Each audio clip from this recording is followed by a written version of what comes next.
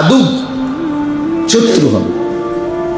এবং এই শত্রুরা, এই পাপীরা, এই নাফরমানরা জাহান্নামের আযাবের মধ্যে চিরস্থায়ীভাবে থাকবে।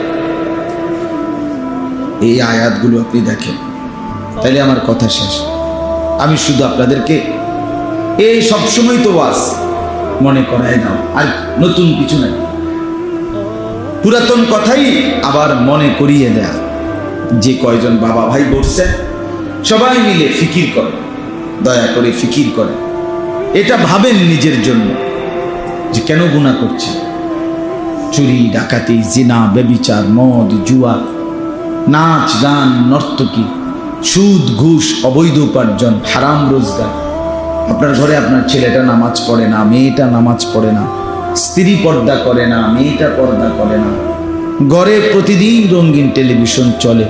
এইভাবে আল্লাহর সাথে পাল্লা দিয়ে যুদ্ধ করছেন কেন? আল্লাহর বিরোধিতায় এভাবে লাগিয়ে গেলেন কেন? সবাই মিল্লা কি ঘটনাটা? আল্লাহর সাথে যুদ্ধ করতেছেন। কোরআনুল কারীমে তো আছে, আল্লাহ নিজে বলছে যে সুদ খায়, আল্লাহ তাকে বলছে সুদখোর, হারামখোর, তুই আমার সাথে যুদ্ধের জন্য রেডি হ।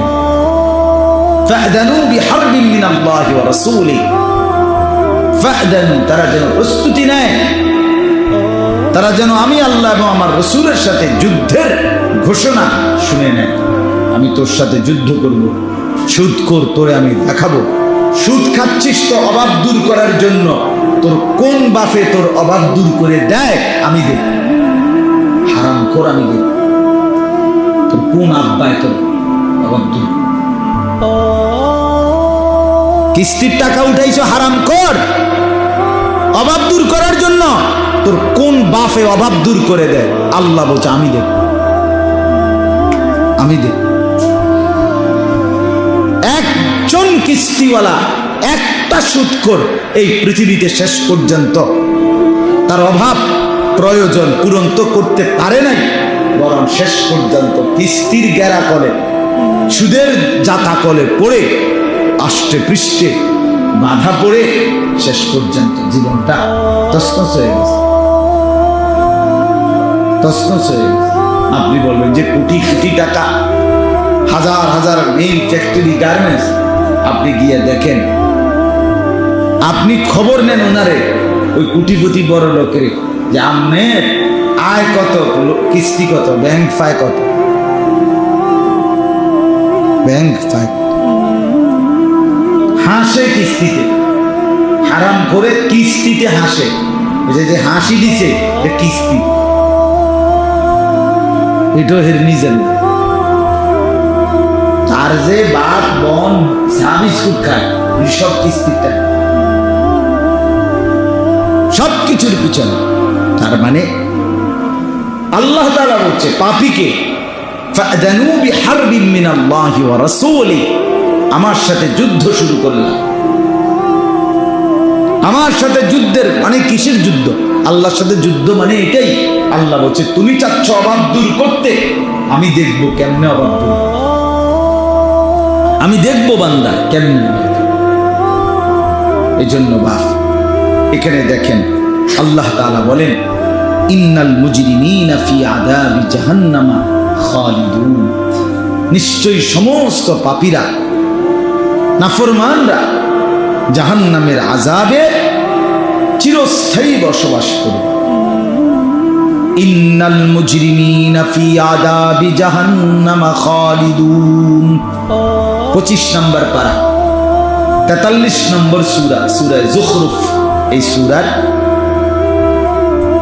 74 নম্বর আয়াত আল্লাহ তাআলা বলেন, ইন্নাল মুজরিমিনা ফি আযাবি জাহান্নামা খালিদুন, প্রত্যেকটা পাপী, নাফরমান, আল্লাহর অবাধ্য, তো সে জাহান্নামের আযাবে চিরস্থায়ী থাকে, চিরস্থায়ী থাকে।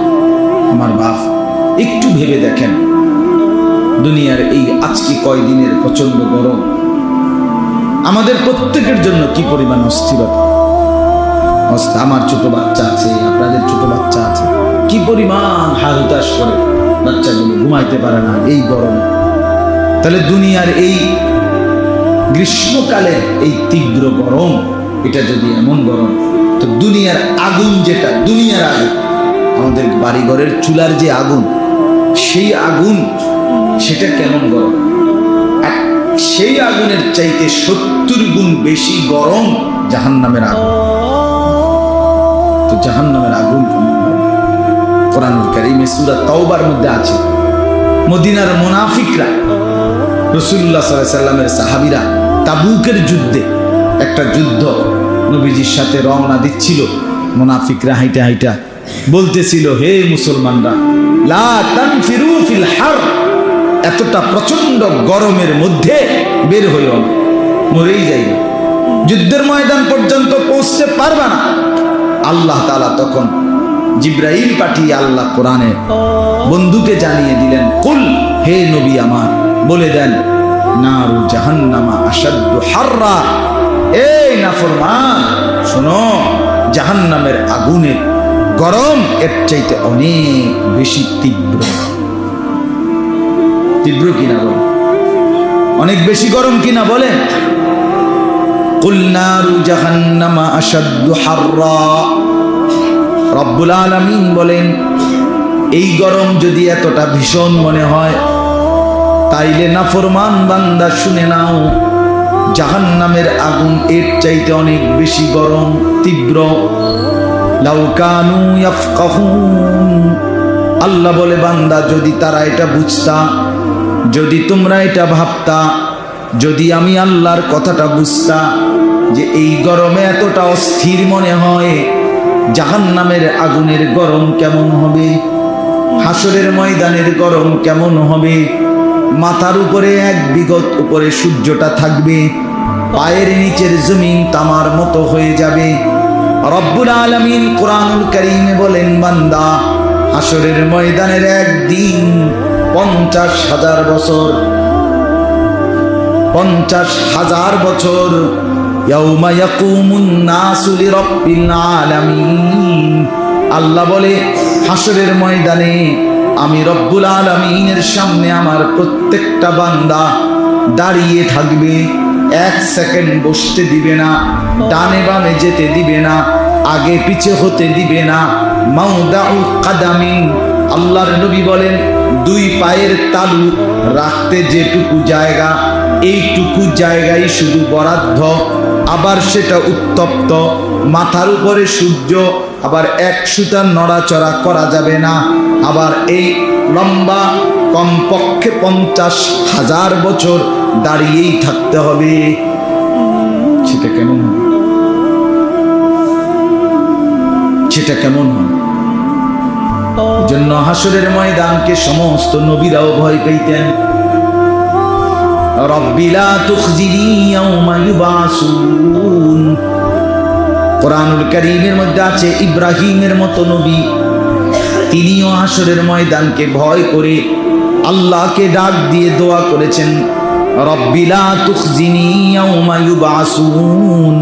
আল্লাহ, আমি ইব্রাহিমকে আপনি হাসরের